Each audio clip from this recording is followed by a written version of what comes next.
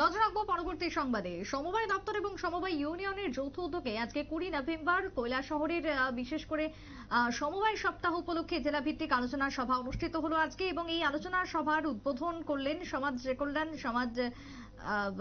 কল্যাণ দপ্তরের মন্ত্রী টিঙ্কু রায়। উপস্থিত ছিলেন অনুষ্ঠানে ঊনকোটি জেলা পরিষদের সভাধিপতি অমলেন্দু দাস থেকে শুরু করে অন্যান্যরা। তবে যে বিশেষ আয়োজন অখিল ভারত ৭১তম অখিল ভারত সমবায় সপ্তাহ উপলক্ষে ২০২৪-এর মূল ভাবনা ছিল স্থিতিশীল উন্নয়ন অর্জন এবং উন্নততর বিশ্ব গঠনের লক্ষ্য পূরণের সমবায়ের ভূমিকা।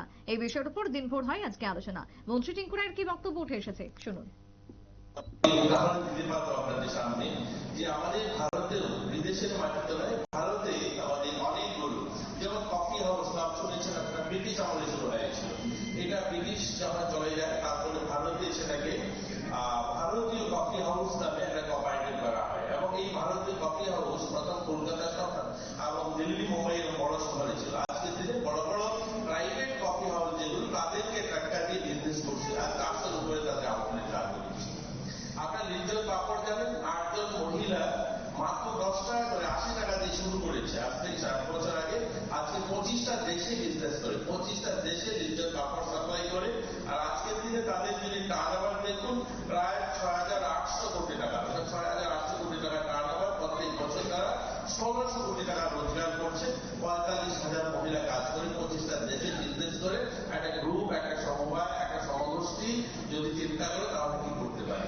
এই আমল গ্রুপটা একটা দুটো মানুষ নয়, পুরো একটা জেলা, সমস্ত সবাই সম্মিলিত প্রচেষ্টা, সবাই মিলে যখন একসঙ্গে কাজ করছে। আজ আমল ভারতে নয়, পৃথিবীর সবচেয়ে বড় দুধ প্রডিউসার, মিল্ক প্রডিউসার কোনো অর্গানাইজেশন, তাদের থেকে বড় আর কোনো অর্গানাইজেশন নেই। আজকের দিনে আমাদের এই ত্রিপুরা রাজ্যে আমল প্রত্যেকটা ঘরে, আজ যদি দেখুন আমাদের রাজ্যে প্রায় অর্ধেক পরিবারের ঘরে আমল দুধ, আমল বাটার, আমলের বিভিন্ন আমল ঘি, বিভিন্ন প্রোডাক্ট না আসলে আমাদের চলবে না। এটা আমরা ছোট রাজ্য, এরকম সারা ভারতবর্ষ সহ পৃথিবীর অনেক দেশ আজ আমল নির্ভরশীল। আজ তাদের প্রচেষ্টায় সেগুলো দাঁড়িয়েছে। আপনারা সবাই সার, আমাদের ফার্মার যারা এখানে কৃষক যারা আছে, আমরা যে সার। মন্ত্রী টিঙ্কু রায়ের বক্তব্য আপনারা শুনলেন। কৈলাসহর ঊনকোটি কলাক্ষেত্রে আজকে রক্তদান শিবিরও অনুষ্ঠিত হয়েছিল বিশেষ আলোচনা সভাকে কেন্দ্র করে। ছোট্ট একটা বিরতি নিয়ে নেব, ফিরে আসবো বিরতির পর, সঙ্গে থাকুন।